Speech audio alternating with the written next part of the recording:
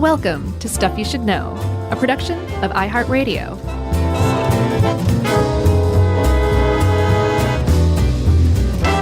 Hey, and welcome to the podcast. I'm Josh Clark, and there's Charles W. Chuck Bryan over there. And Jerry's hovering about, and this is Stuff You Should Know.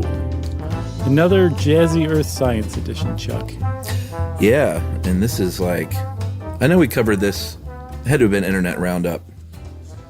Did we? I don't think we covered, I mean, we've done a lot of cave stuff. Uh-huh. We did sinkholes, cave dwellers, caving, cave diving, speleology, and cave diving. Mm-hmm. So which one? Like, it could have come up in cave diving, I think. Maybe, but I feel like I remember showing a picture. I'm feeling Internet Roundup. Okay, yeah, we've been, that's kind of funny because this then is the second thing we've done that we already did on Internet Roundup and then forgot about. That's right. That's a trend. We're trending. But the cool thing about this one, Chuck, is that like these things that we're going to talk about today, blue holes, are so new, scientifically speaking. They're so unexplored that there's a lot we can get wrong and no one will know for like 10 or 15 years.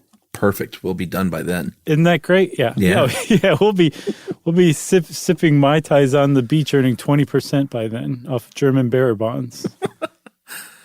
What is that? Trading Places? No, that's Die Hard. Yeah. Okay. I think that was a mashup. Oh, was it? Yeah.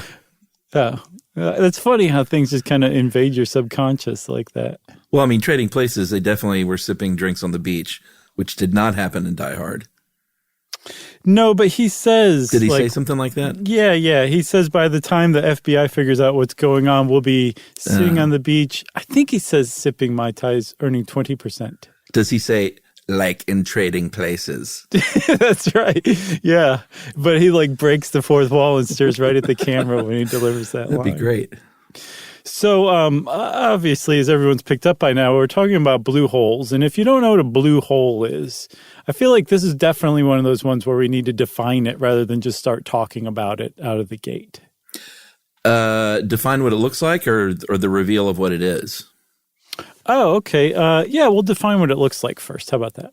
All right. Well, it looks like a blue hole in the ocean. Like, there's ocean.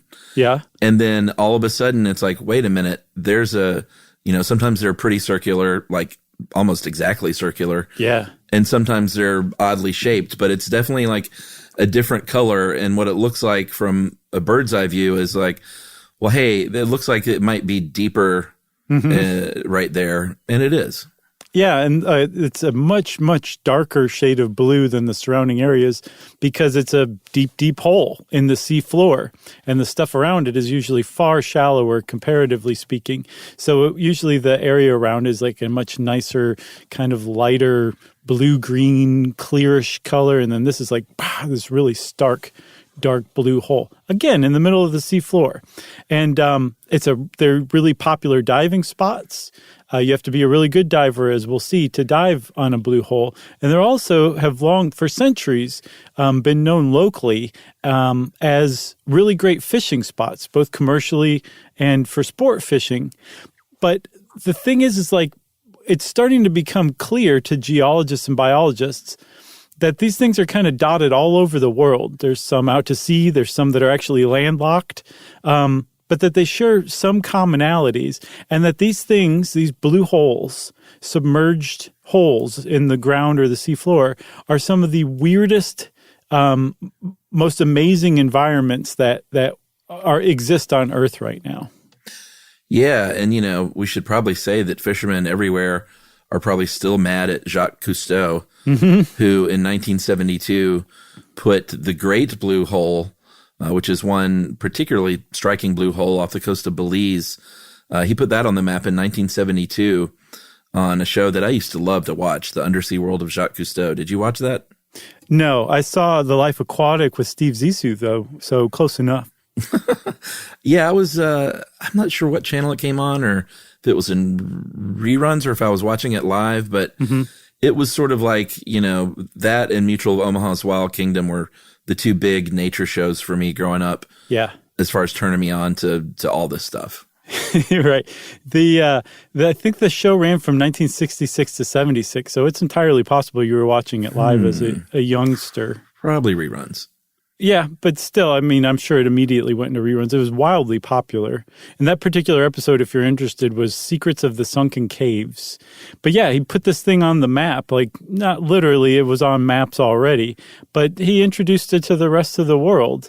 And the Great Blue Hole, as that one in Belize that he covered is called, is on basically every serious scuba diver's bucket list to dive. It's just one of those places you have to dive before you die. Hopefully you don't die while you're diving on it, but it does happen sometimes. It does.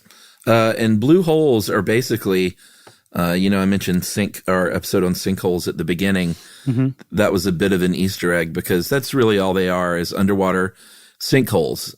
It's a feature of what's known as a karst system, Karst, mm-hmm. Where you have this porous limestone making up the bedrock, which, leads to a lot of things. It's porous, so it sediment, it wears away and erodes kind of easier, I think, than other kinds of bedrock. Yeah. That's where, if you listen to any of the caving episodes, is where you're going to get some of these great stalactites and stalagmites, mm-hmm. because that acid rain drips down and wears away that limestone, and it forms little icicles from the top, and then when it hits the bottom, it forms reverse icicles on the floor.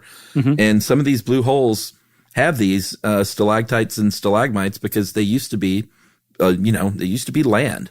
Right. They used to be dry caves. Like, that's the thing. Once they found stalactites and stalagmites in these blue holes, it's kind of a dead giveaway. Out to sea, they're like, oh, okay, this had to have been above dry land, because the dripping effect of water coming from the top and then dripping down the bottom, it's kind of lost in the translation when the thing is already submerged in water. It has to be dry. You know what I'm saying? Or else you can't drip underwater. Not really, no. I think it just kind of goes every which way rather than straight down. So yeah, when they started finding these collectively stalactites, which come down from the ceiling, and stalagmites, which come up from the floor, they're collectively called speleothems, which we've talked about in plenty of other episodes. When they started finding speleothems in these blue holes, they were like, these were once on dry land, which is pretty cool. But it also makes sense, too, that these are just caves that formed at some point in the great, great distant past on Earth. Where else are they going to form, And it also makes sense that as a cavern formed through the same process that forms speleothems, it's just the water kind of carves out a hole in the limestone, it dissolves it, and then it gets bigger and bigger over time, and then all of a sudden you have a cavern, that the roof of that area is not supported like it is surrounding, and so it's eventually going to collapse in, whether it's on dry land as a sinkhole, or if it's on dry land and then that eventually becomes submerged by water, you have a blue hole. So it's just a sinkhole that's now out to sea because of sea level rise, basically. Yeah, and one of the cool things about the Great Blue Hole is when they started looking at these stalactites and stalagmites, they were like, well, some of these look like you would expect, because when things drip, they drip straight down or build straight up. But some of these are angled, sometimes up to 12 degrees. And they're like, that's pretty interesting. So what it probably means is that this thing formed over many, many, many years, and the Earth's tectonic plates started shifting. And so they started dripping at different angles. So you've got this really cool effect that happens, mm-hmm. where you have these, something that you wouldn't see normally in a cave, basically. So a couple of years ago, Nat Geo and Richard Branson did an expedition where they were basically tried to map the Great Blue Hole, mm-hmm. 3D map it. And they went down there, and they went deeper than I think had been before in a submarine like that, mm-hmm. and found a bunch of stuff. They found that it was filling up very slowly. I think they likened it to like an underwater hourglass. It's very slowly, so it's not like it's going to be full anytime soon. They found a 2-liter bottle of Coke, mm-hmm. A GoPro camera, and some dead people, some dead humans, a lot of dead animals, but some dead humans as well. Yeah, so the blue hole has claimed at least 3 lives that we know of on record, right? Which is actually kind of a low ratio compared to some other blue holes out there. But they are still down there. And like you said, 2 of them were found by Branson and the Nat Geo crew. And they came back and told the authorities in Belize exactly where they were. And they also apparently said, but look, it's really quiet down there. It's really like a restful place. Like, you could do a lot worse for a final resting place than the bottom of the blue hole in Belize. And I guess the authorities, I don't know if they consulted with the families or what, but I was made to think by some of the stuff I read that the authorities in Belize said, you know what, let's just leave them down there and that will be their final resting place, which sounds a little morbid from the outside, but that's actually kind of customary when it comes to cave diving in particular. I think we talked about that a little bit in the cave diving episode. Yeah, for sure. And the cool thing about the Great Blue Hole is that at one point it was in the jungle. Yeah. So that would make it a different kind of blue hole, which is still technically a blue hole, but it's called a ankyline, I'm pretty sure that's right, pool, which is a blue hole, but it's landlocked. So like the rim is exposed to dry air. It's not underwater like on the seafloor because the sea levels just aren't that high. And one of the interesting things about the Great Blue Hole in Belize is it was at some point, because sea levels lowered so dramatically during the last interglacial maximum about 26,000 years ago, that a significant portion of this vertical cave, which is now the Great Blue Hole in Belize, was dry. It was just totally dry. Like, you could walk around the top of the rim because it was no longer underwater. You could jump in. You would die, but you could jump in and you would go all the way down. And then maybe at about the bottom, say 20 meters of the cave, you would finally hit seawater. So over time, the seawater levels have risen from the last time the Earth was in a ice age. And the sea levels have risen so much that now the cave is totally submerged and is actually many meters under the surface of the sea because of sea level rise. Yeah, and there's some really cool things you can learn from studying these blue holes, and maybe we should take a break and learn about those right after this.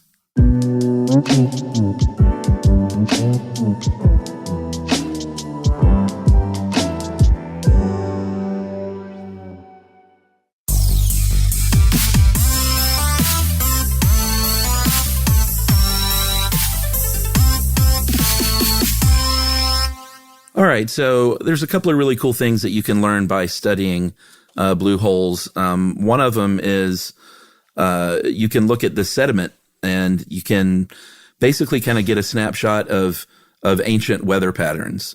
I think when Branson and the gang went down to the Great Blue Hole, they found a lot of sediment where it sort of indicated that in different areas, it indicated that perhaps the Mayan Empire had several severe hurricanes and maybe had something to do with them not being around for much longer.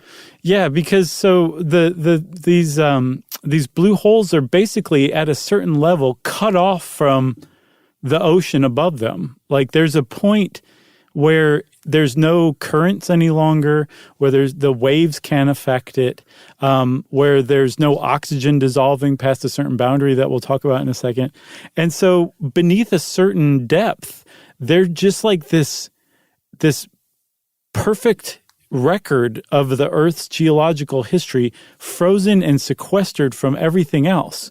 So if you go down there, and this is the kind of the trend that they're starting to figure out, that these are the expeditions they're trying to launch, and start taking samples of the sediment, you can get like a really good picture of Earth's, say, like hurricane past or drought past. Apparently, when there's spikes in iron content, they take that as from dust storms from Africa, which says that there's probably severe drought around the world that year. So there's all of this information you can glean that's just trapped and locked in the bottom of these great blue holes because they're so deep and so remote and so unaffected by the world above them. I just think that's amazing.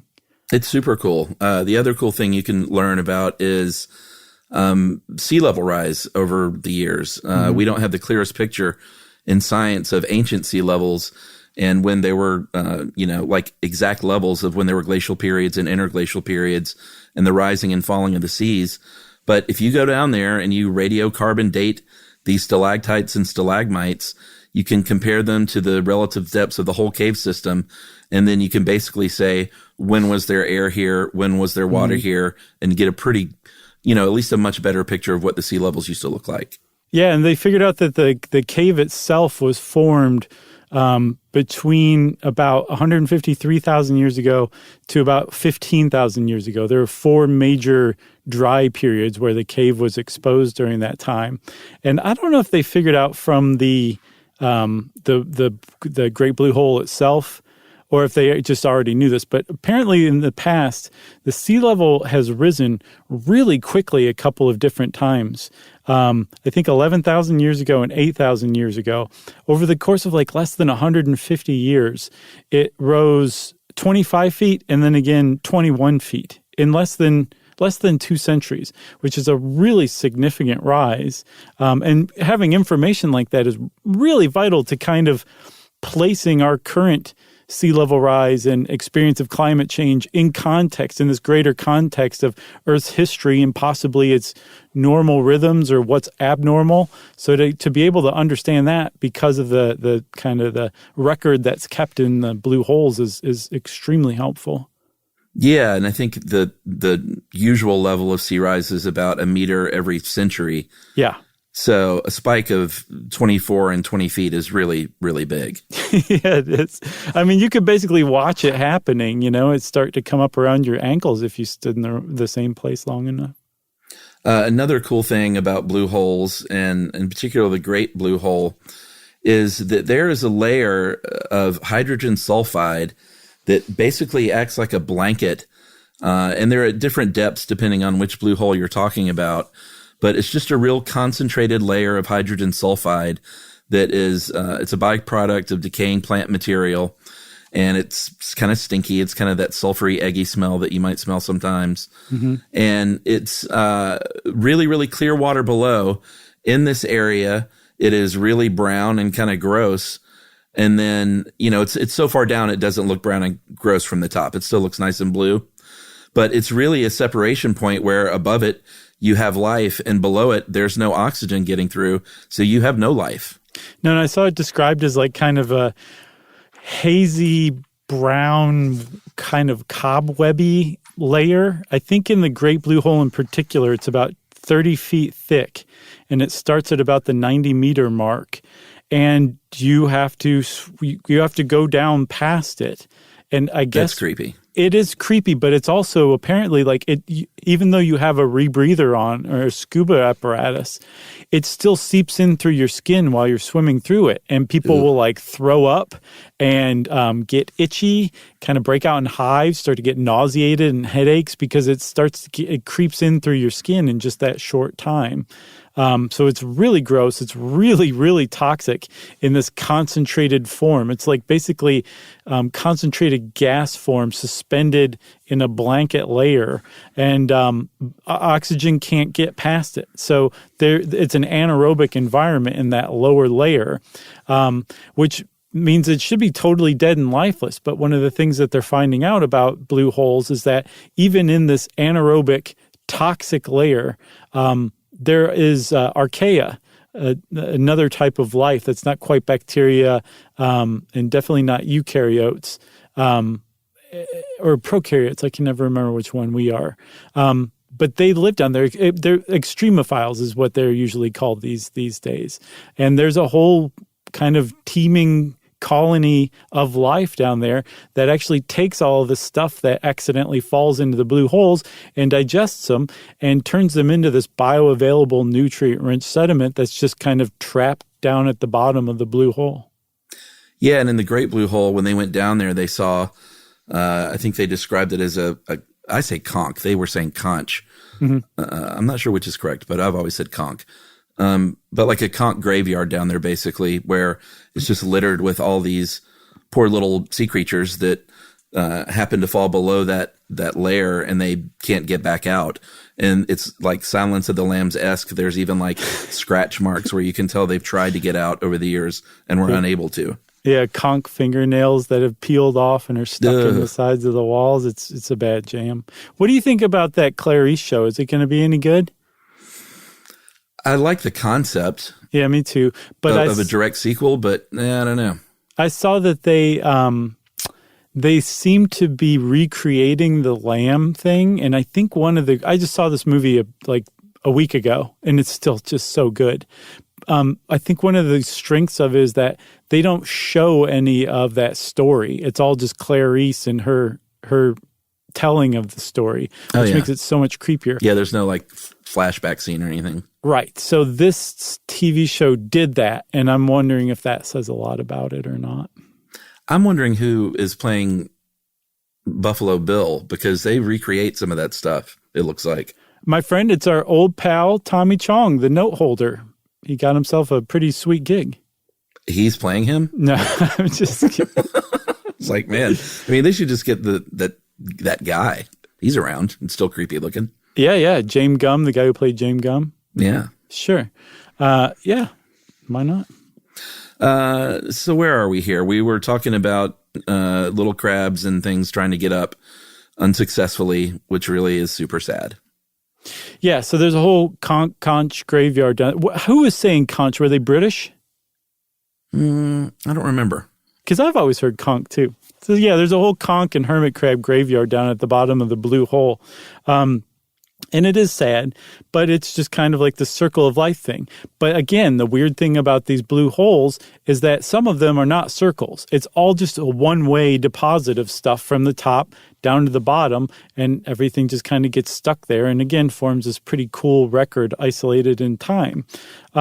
That's not entirely true of all blue holes. It is for the Great Blue Hole and plenty of other blue holes where it's just like things go in, they don't come back out.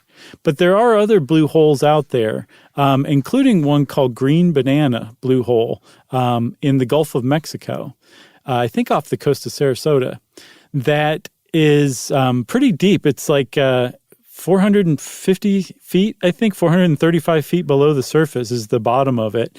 And it starts 154 feet below the surface.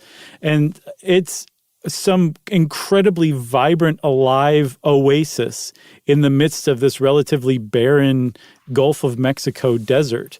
And they are trying to figure out what the heck is going on, because other blue holes are just like life suckers. And this blue hole is like, have some more life. You get some life. You get some life. And you get some life. You know, it's a pretty interesting conundrum. Does the green banana have that layer? Yes, although, so I'm sorry, it doesn't have the layer, but it has plenty of hydrogen sulfide in it. There's some... Maybe that's the difference. There's some, yeah, and they're trying to figure out why, because there's another hole, similar, called Amberjack hole that they've explored, and it definitely has a layer. But there's also some sort of nutrient flux or exchange with amberjack too. But in the green banana, there's like, it's like a two-way highway going from the top to the bottom up to the rim. And what's interesting is they've figured out that there are microbes there, I think archaea, that actually eat the inorganic carbon that leaches out of the dissolving walls of the cave underwater. It eats it and turns it into organic carbon, which then makes its way up somehow to the rim so that there's actually more life that can be sustained. There's more bioavailable carbon than would be there if those microbes weren't chomping on it and turning it into organic carbon. So it's pretty interesting stuff. And like, you don't find this kind of thing just anywhere. So they're starting to really figure out that like these blue holes are very unusual, unique communities, even compared to one another. But especially when you step back and compare it to like Topeka, it really knocks your socks off. Yeah, and these are, they're all underwater cave systems. There are parts of these cave systems that are still unexplored because they're so vast or so deep.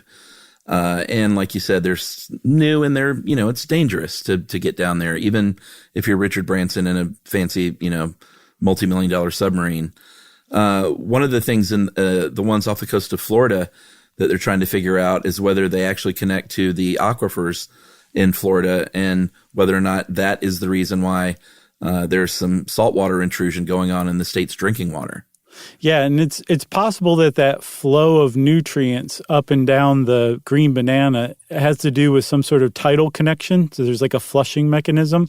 Maybe it could be from the aquifers. They don't know. But that would be a big one to figure out, because saltwater intrusion, especially down in Miami, is an enormous problem and will probably lead to that city being abandoned in the next 50 years. Poor Miami. Unless, we could always figure out desalination processes, but yeah, that'd be a town to save if you ask me. I love Miami. Oh, yeah? Oh, it's vibrant. I'm not the biggest fan, but, it's not for everyone. Sure, no. But it is, I like it. I think it's a great town. Should we take another break here? Yes, let's. All right, we'll take a break and we'll finish up with diving in these things, I guess. Sure.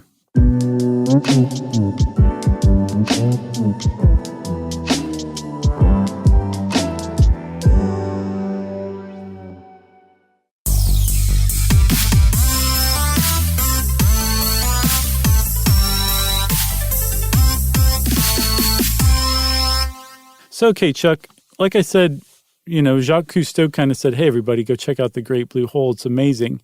But there are plenty of other blue holes out there that everybody wants to dive on. And we should say the Great Blue Hole is not just famous because of Jacques Cousteau, or it's not just noteworthy because of Jacques Cousteau. Not like he could have gone to just any blue hole and it would have been like the best known blue hole in the world. Like, it's incredibly large. It's not the deepest blue hole on the planet. I think that one actually goes to one in the South China Sea called the Yongli Marine Cavern, which is about 300 meters, nearly 1,000 feet deep. Whoa. This one is, I think, 415 feet deep, but it's 1,000 feet across. So if you combine its width and its depth, it's the biggest blue hole out there as far as we've discovered yet. Yeah, and that's what makes it great. Mm-hmm. And that's what makes it a diving destination. But it is very dangerous. It is not something any kind of novice diver wants to take part in. In fact, I'm not sure how they you're probably not even allowed to unless you're at a certain level of diving ability, would be my guess. I think it Although depends I don't know on how they can police that. Right. Yeah, that's my question too. I don't know how they police it at all. I've read about one called Jacob's Well, I think, in New Mexico or Texas, that some people died diving on it, and somebody tried to put up a grate that kept people out of the rest of the cavern system, and they just immediately removed it and kept going. So I don't know how you would police that either. But it is dangerous because it's super, super deep. It's dangerous because of that layer of hydrogen sulfide that we talked about. I know we talked about the bends in quite a few episodes, but nitrogen narcosis can happen at just 100 feet down. So like the conditions are just so different than anything you would normally encounter as a diver. You can't just use your regular rule book and playbook and think everything's going to be just fine. Like, it's very specific conditions. You really got to know what you're doing as far as blue hole specific diving goes. Mm-hmm. And like we mentioned earlier, those 3 people died, at least 3 people. There's probably been more, I would guess, but 3 verified people have died in the Great Blue Hole alone. Yeah. From what I saw, when you dive a blue hole, it's a combination of technical diving, which is like really, really deep diving that requires all sorts of planning and skill, combined with cave diving, which requires, like we talked about before, all sorts of finesse. Like if your flipper just flicks one of these speleothems, it just dissolves into a cloud of silt and you don't have any idea what's up and what's down any longer. So it is really, really tricky. And, people do die. You saw that one article I think I sent from phys.org, I think, where it was talking about them searching the cave system under Dean's Blue Hole in the Bahamas. And they came across a diver who was still wearing his 1970s scuba equipment and had been left in place there after dying there. So it's like really, really dangerous diving. And there's a blue hole in Egypt that's considered the graveyard, the diver's graveyard, I think. So that diver looked like Brad Pitt in Once Upon a Time in Hollywood? Basically. I mean, wouldn't that make it exponentially creepier too? Just the fact that it's like 70s diving equipment, that's just something about it would make that horrifying to come upon in a dark cave. It's cooler looking. Oh, yeah. Equipment. For sure. They should have never progressed past that design into the, Mountain Dew electric yellow kind of thing that they've got going on today. Yeah, back when they were called skin divers. Exactly. Which I don't even know what that means. I don't either. Because you usually are wearing a wetsuit. Maybe they're it's like the opposite of dry suit diving. I don't know. No. Who knows? Everybody in the 70s was stoned on pot. So you can't make heads or tails of what they were talking about these days. Blue holes are also a good place to go if you are a free diver. And if you're interested in setting any kind of a free diving record, a blue hole is a great place to go, even though it's dangerous because it's super deep. We talked about free diving before, but that's diving without the scuba gear. It's people that can hold their breath really, really long time, people that can, whose bodies can adjust to those depths better, I guess, or maybe they're just trained to adjust better than other people. Yeah. And I think it was the site up until semi-recently where they actually had a competition there called Vertical Blue, where they have set world records. But I don't think they do it there anymore, right? I don't know if they hold Vertical Blue or not, but there is a type of free diving called no limits free diving, which is, I think they stopped recording records because they didn't want to encourage people to do this any longer. This sounds terrifying. It's like the most extreme version of one of the most extreme sports there is. Free diving on its own is just crazy nuts. But no limits free diving is where you have, I think, flippers on in a wetsuit and a mask, and that's it. You just take a deep, deep breath and hold it. And then you take a weighted sled that plunges you down to the depths of a blue hole very, very quickly. And then when you reach the level that you're trying to reach, usually to set a new record, you grab onto a buoy that's down there and it takes you back up really quickly. And I was like, how can you not get the bends? And the trick is, you're not breathing at depth. You're just holding your breath. Yeah. When you breathe at depth, that's how nitrogen bubbles can get dissolved into your bloodstream. If you're just holding your breath, I guess that could happen, but I think it's much less likely for it to happen. Either way, it can't possibly be good for your body because these guys are holding their breath for 9 minutes, I saw in one case. You shouldn't do that. I can't imagine what it does to your body going that fast down and then that fast back up again. Yeah. Like I can't go 8 feet down in a swimming pool without my ears doing something funny. You just come up like, ow, ow, ow. It doesn't hurt, but it's just, I don't know. I mean, obviously it's practice and training and all that stuff, but I say no thank you. Yeah, and so we should tell people like with the depths we're talking about. The guy who holds the record right now is named Herbert Nitsch. He dove to 702 feet like this back in 2007.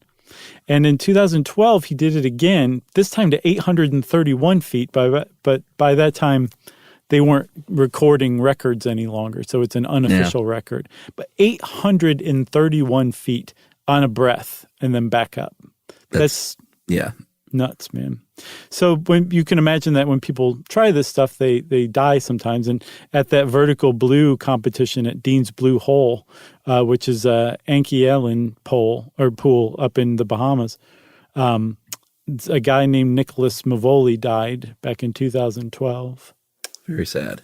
It is. It's a very dangerous thing to do, free diving. It's also a dangerous thing to do diving on blue holes, but I guess it's one of those ones where that you work toward a goal and you finally get to do it and your life has changed forever kind of thing. Yeah. You know? You got anything else? I got nothing else. I don't either, man. If you want to know more about blue holes, there is a lot to learn out there, so just start researching and thank us later. And since I said thank us later, it's time for listener mail. This is a good one. This was in response to the NAACP episode. Okay. Hey guys, just finished listening to NAACP. Made me think of my father's college days. He attended Ole Miss when James Meredith joined the school, and one day saw an opportunity to help a young field reporter named Dan Rather move his equipment from the registration building to the library. My dad kept in contact with Mr. Rather and let him know that he was actually living in the same dorm as Mr. Meredith. And that is how his time as a stringer began, providing mostly audio clips of events happening at the school. He said at the time he was selling reels to CBS, ABC, CBC, and the BBC, making around $600 to $800 a week, wow, which is real money for a college kid in the 60s. Yeah. I mean, that's real money now. Yeah. It was only a matter of time before the university found out who was providing the footage and offered my dad the choice of stopping or being expelled. He opted for expulsion, thinking he could just enroll in another college, but then learned that his transcripts were flagged and he could not just pick up and move to another school. BS. So he had to go. I know, right? So he had to go back to Ole Miss and promise not to report anymore so he could finish and get his degree, which he did. Several years later, he married my mom, and they took a trip to the CBS studios near them. And my dad suggested they pop in to say hi to Dan Rather. My mom thought he was pulling her leg. They went to the studio, asked to speak to him, and was promptly asked if they had an appointment and was turned away. As they were leaving, Dan Rather walked by and said, "John," last name redacted, "how the heck are you?" Curse word redacted. And according to my mom, she almost fainted. Anyway, my family has always taken a lot of pride that my dad helped shed light on the integration at Ole Miss. Mm-hmm. Granted, his role could have been filled by almost any of the students living in his dorm, but he was the one who did it. And that is Brenda in Sarasota, Florida. That's a great story, Brenda. And that jibes quite well with our Blue Holes theme, because there's some off of Sarasota, too. Totally. That's great. Yeah, the University of Mississippi was like, you better stop reporting. Now get back to class in journalism school. Right, exactly. Well, thanks again, Brenda. And if you want to get in touch with us like Brenda did, you can send us an email to stuffpodcast@iheartradio.com. Stuff You Should Know is a production of iHeartRadio. For more podcasts from iHeartRadio, visit the iHeartRadio app, Apple Podcasts, or wherever you listen to your favorite shows.